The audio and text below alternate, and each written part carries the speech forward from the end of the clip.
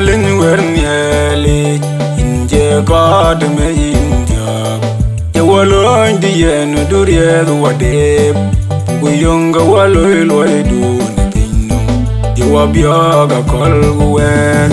ya tie du ye wal ne pinno nyalinda bugo ku ne pinno jilwel du pir bandit bujwi ne jangde Jawatong walye de bar Yalinda wi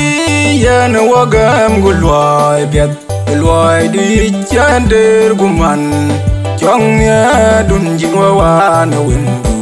Chok tiang wabyo guru yan yar Ya tia du ye wal ne pinom Yalinda Bugu ku ne pinom jilwel du Pupir bandit bujwi ne jangde Jawatong walye de bar Wamong ne jeng ni nyalinda Bujwa yo ni jokwai Joga gamda Agut kolbin ben bandi bingolong Jatia du ye wal ne pinom nyalinda Buguku ne pinom jilwel du Bupir bandit bujwi ne jeng ni Jawatong walye de bar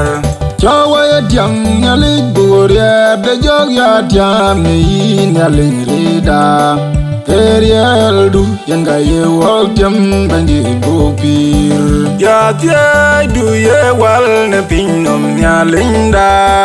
Buguku ne pinom jilwel du Bupir bandit bujwi ne jangde Jawatong walye de bar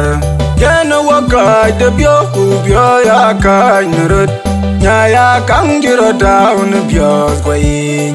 Bugoro ya pal kan cuman chinelwil Ya tia du ye wal ne pinom nyalinda Buguku ne pinom jilwel du Bupir bandit bujwi ne jangde